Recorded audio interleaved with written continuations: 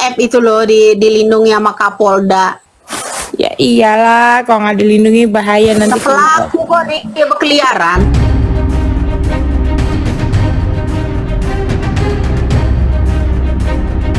AF kabur ke luar negeri, Bu Lydia bongkar Kapolda Jabar lindungi para pelaku pembunuh Vina, bikin shock. Sebelum lanjut, jangan lupa untuk like, follow, subscribe, dan share, karena berbagi itu indah. Sekarang saya to the point aja. AF itu ya pelaku. Halo, selamat datang di channel Suara Hati Sang Istri. Berita kali ini kita terus mengikuti update dari penanganan kasus pembunuhan dan pemerkosaan Vina Cirebon, yang dimana identitas asli DPO kasus Vina Cirebon dibongkar wanita indigo. Lalu Ibtu Rudiana dilaporkan ke Barreskrim Polri diduga lakukan pada 7 terpidana. Hal yang kurang mengenakan ya dari kabar mengenai kasus Vina Cirebon ini masih menjadi berita terpopuler ya. Di antaranya kabar mengenai identitas asli DPO kasus Vina Cirebon yang terbongkar oleh seorang wanita indigo hingga Ibtu Rudiana dilaporkan ke Barreskrim. Nah, dari seorang wanita indigo muncul ke publik dan berani membeberkan identitas asli DPO kasus Vina Cirebon. Hal itu dilakukan oleh Caca Karolin yang mengaku memiliki kemampuan penglihatan. Ia mengaku mengetahui kejadian dan pelaku yang sebenarnya. Caca Karolin membongkar identitas pelaku sebenarnya. Lucunya menurutnya salah satu pelaku masih warawiri di media tapi tidak ada yang menyadarinya. Caca juga menyebut pelaku sebenarnya sudah berganti identitas atau menukar kartu kakak untuk menutupi identitas aslinya. Nggak ada yang notice kalau dia itu salah satu pelakunya. Cowok diganti kakaknya, ditukar numpang kakak katanya gitu. Tak hanya itu, Caca juga membeberkan identitas DPO kasus Vina Cirebon yang lain. Menurut penglihatannya, pelaku yang sebenarnya merupakan seorang anak pejabat atau orang yang memiliki pengaruh besar dan diantaranya sudah tidak ada di Indonesia alias pindah ke luar negeri. Apa iya pelaku sebenarnya sudah ada di luar negeri ya untuk kasus pembunuhan Vina Cirebon? Kata Caca Karolin nih, cuma yang satu awalnya masih di Jakarta, lalu film Vina tayang agak minggir ke pelosok, ke perbatasan Jawa Barat, lalu Jawa Tengah, terus sekarang tidak ada di Indonesia dan keluarganya ada yang bertugas di luar negeri. Kata Caca Karolin ya, keberadaan Ayah Eki atau Ibtu Rudiana pun masih menjadi misteri. Usai bebasnya Peggy Setiawan, Ibtu Rudiana dituding menghilang dan sedang bersembunyi. Sosoknya kini menjadi salah satu hal yang paling disorot publik dalam kasus Vina Cirebon. Pada Rabu 17 Juli 2024, kuasa hukum terpidana kasus Vina Cirebon yang mewakili Hadi Saputra melaporkan Ibtu Rudiana ke Barreskrim Polri. Ibtu Rudiana dilaporkan ke Barreskrim Polri atas dugaan beberapa hal. Di antaranya dugaan kesaksian palsu sehingga penganiayaan terhadap 7 terpidana kasus Vina Cirebon.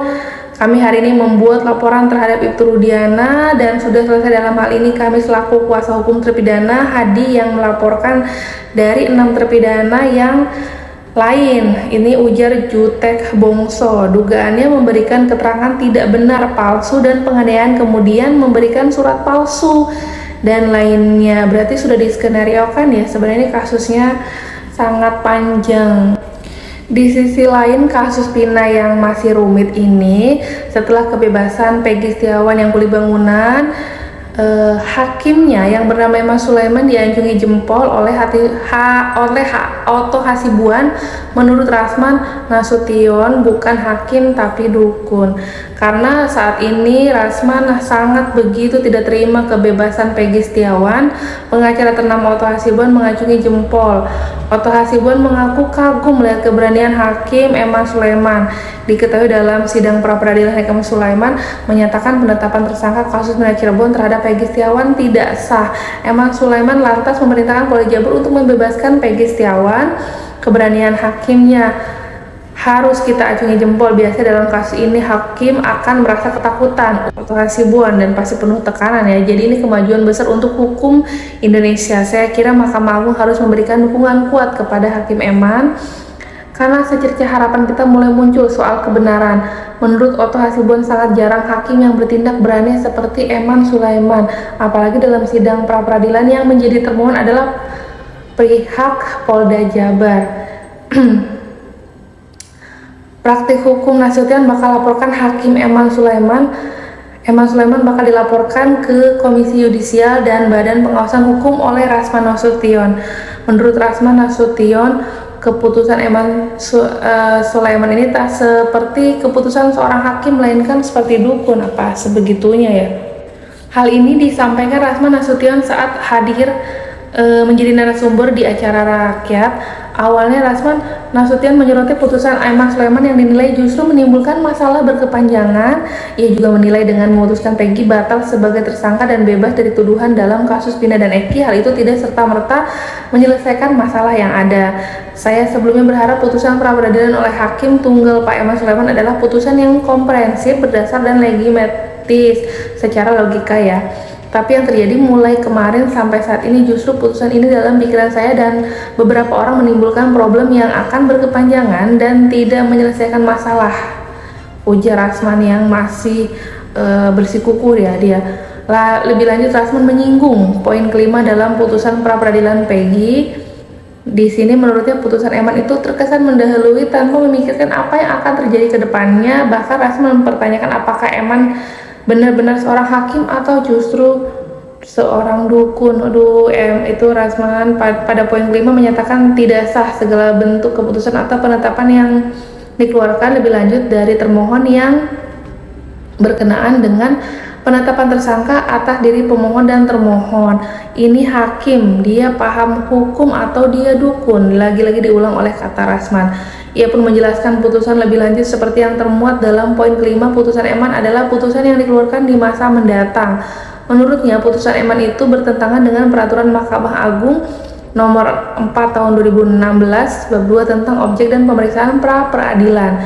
Sesuai aturan tersebut, lanjut Rasman, putusan pra-peradilan yang menyatakan tidak sah penetapan tersangka bukan berarti bisa menggugurkan kewenangan penyidik untuk menetapkan yang bersangkutan sebagai tersangka kembali. Pasalnya dalam aturan itu termuat penyidik bisa menetapkan yang bersangkutan sebagai tersangka lagi asalkan memenuhi paling sedikit 2 alat bukti yang baru dan sah.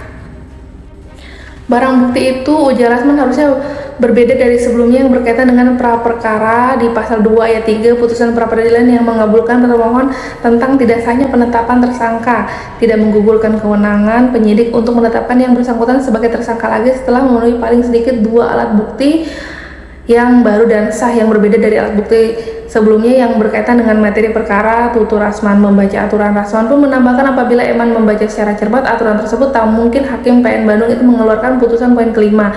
Ia pun mempertanyakan profesionalitas Eman sebagai hakim. Kalau Hakim Eman Sulaiman baca ini, dia nggak mungkin keluarkan poin 5 ini. Kok sepertinya dia sudah mengikat putusan berikutnya akan berlaku dari putusan dia ini. Ini hakim apa dukun? Sekali lagi ucapnya. Karena itu Rasman beberapa pihak sepakat akan melaporkan Eman ke Komisioner dan Yudisial dan Badan Pengawasan Hukum. Karena itu kami sepakat dengan beberapa tim akan berlakukan perlawanan dan melaporkan Hakim Eman Sulaiman ini ke Komisi Yudisial dan Badan Pengawasan Hukum. Ujarnya dari Rasman ini memang lagi hangat-hangatnya ngotot kekeh kalau Rasman ini ingin memastikan bahwa keputusan Hakim Eman Sulaiman itu mungkin tidak sesuai dengan harapannya atau seperti apa, menahan-nahan Peggy Setiawan untuk tetap diadili, tidak dibebaskan. Terlepas ya, Peggy Setiawan ini kan kurang, dari sisi saksi buktinya juga kurang gitu. Yang ditunggu-tunggu yang terpenting adalah CCTV kan. CCTV ini nanti membuka tabir yang sebenarnya. CCTV-nya saja belum dibuka, handphone saja belum dibuka, ditambah itu Rudiana juga sedang dilaporkan ke Barreskrim.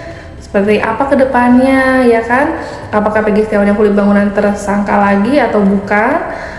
Atau apa yang tadi disebut dengan indigo ciri-cirinya mengarah ke yang sempat ada di media. Siapakah yang sempat ada di media? Itu adalah salah satu DPO gitu kan. Walaupun mungkin dari 3 DPO itu 2 sudah ada di luar negeri kan gitu ya. Simak aja nanti lebih lanjut seperti apa update-nya dari channel Suara Hati Sang Istri. Terima kasih yang sudah menonton. Beri tanggapan di komentar. Saya tutup. Wassalamualaikum warahmatullahi wabarakatuh. Terima kasih.